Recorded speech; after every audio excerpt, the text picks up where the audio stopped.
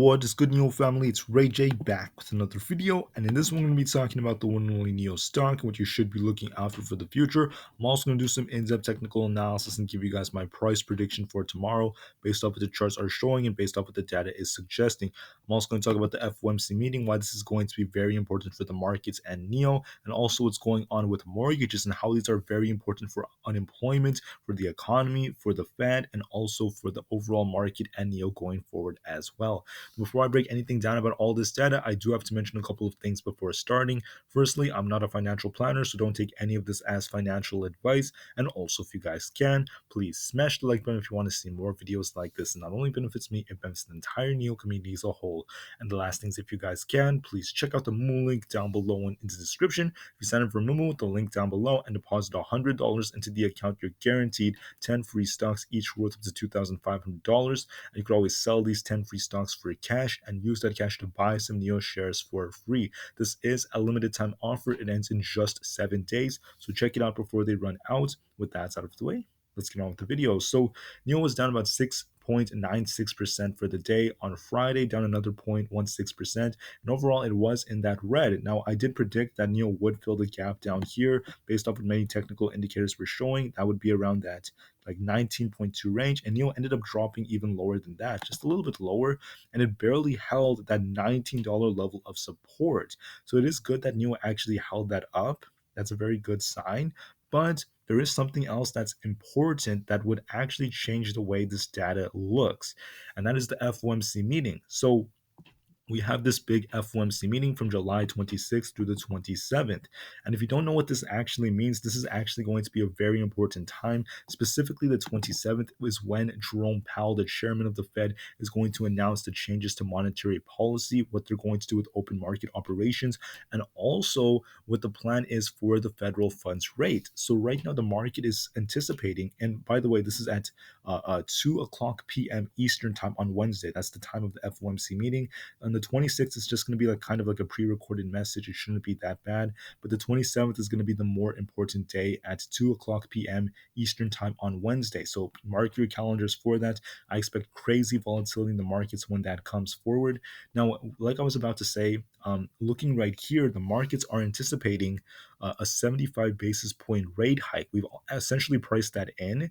And the thing is, we're also somewhat prepared for that 100 basis point hike. Now, we're not 100% certain which one it's going to be. It looks most likely like it's going to be a 75 basis point hike, but because there's uncertainty, because we're not 100% sure just yet, the market could kind of respond a little negatively to this in preparation, because the market does not like uncertainty. The market likes certainty. So what I think is going to happen is, if we ignore the GDP report, which is coming out on Thursday, and the PCE report for Friday, if we just kind of set those aside, what I think is going to happen is the market's probably going to be bearish for Monday and maybe parts of Tuesday. But for Wednesday, if we do get that 75 basis point hike, the market might actually respond very positively to this alone.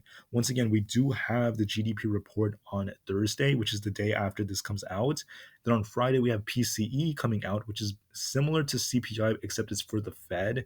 That's just like another inflationary measure that excludes food and energy. So with that said, based off what this data is suggesting and based off what else is going on, the Fed is probably going to continue to actually push us into this kind of low demand market that will most likely lead us into a recession. Now, we're going to confirm if we're 100% truly in a recession on Thursday. That's when the data comes out. So that's another very important date to remember. But right now, it does look like that's what's going to come. Now, as a result of this, we're seeing mortgages and a lot of demand from the consumer side kind of decreasing in the US. For instance, the mortgage demand drops to a 22-year low as higher interest rates and inflation crush home buyers. So this is very important because what's happening is demand from the consumer side is dropping.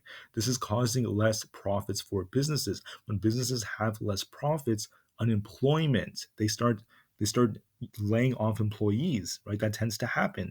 And we're already seeing that happening to companies like Tesla, other companies like Roku. I mean, we've been seeing this left and right. And it does look like we're going to continue to see this happening. So with that said, unemployment that kind of goes up is kind of associated with higher interest rates.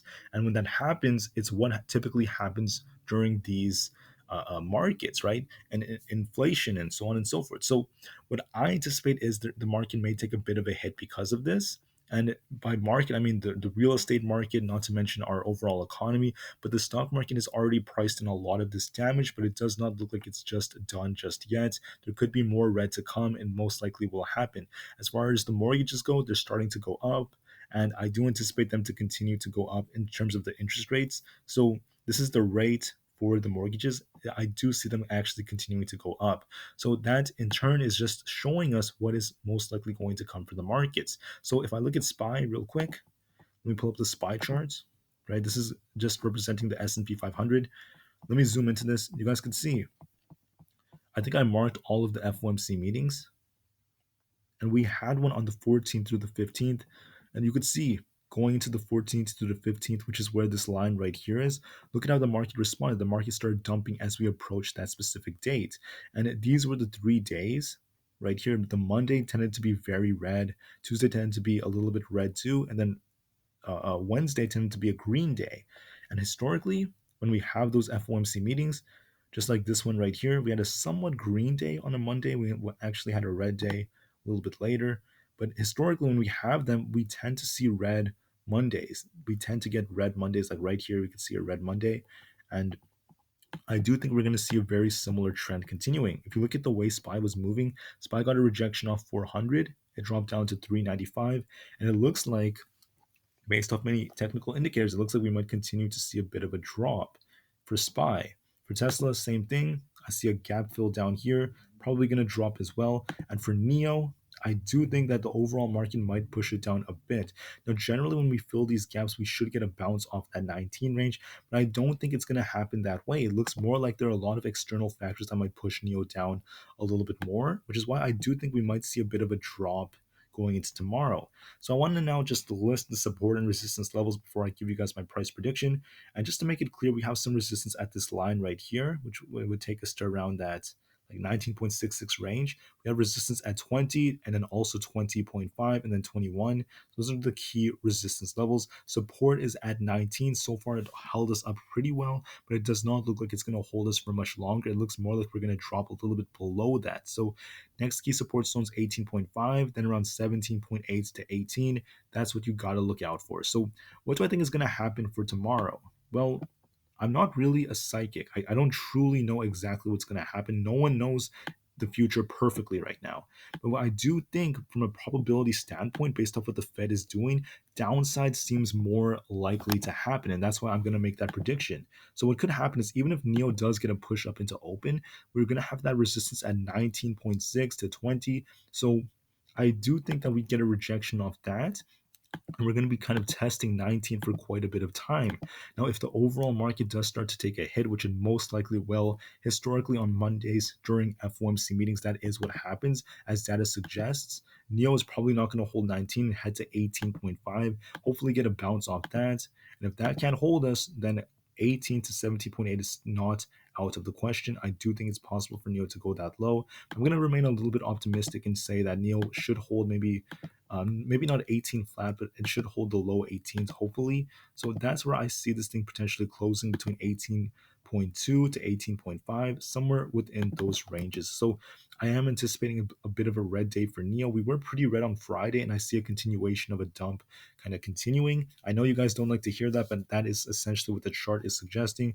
That is what the data suggests with FOMC coming and other things like that. So with that said, we also have the GDP report coming out for Thursday and PCE on Friday. So a lot of big things are coming out for the markets for this week. Looking at the EMAs, not the EMAs, let's look at the MACD and RSI just real quick. From the 2 hour perspective, we got a crossover and we are expecting a bit of a downtrend. There's some bearish momentum right here. We got a signal line and MACD crossover. RSI is also dropping with the chart. So overall, right, it's following the same trend. It looks more bearish than bullish. And I think downside is more likely, which is why I made a prediction like this. I want you guys to be prepared for anything, right? If this thing does get a push up, 19.6, 20, then 20.5 and 20.8, very, very key resistance areas. I don't think NIO is going to push up that hard. I think we're more likely to drop with the overall market. If we drop, watch out for 19, 18.5, and then 17.8 to 18. All right. be very prepared for anything. I do think downside is more likely, so be prepared for that as well. That's essentially what I have for this video. So that's what I essentially predicted. I know people don't like to hear this, but this is what the data suggests. And with that out of the way, be prepared for tomorrow. Enjoy the rest of your weekend, and I'll see you guys in the next one. NIO to the moon, because the long-term future is still very, very bright. And peace out.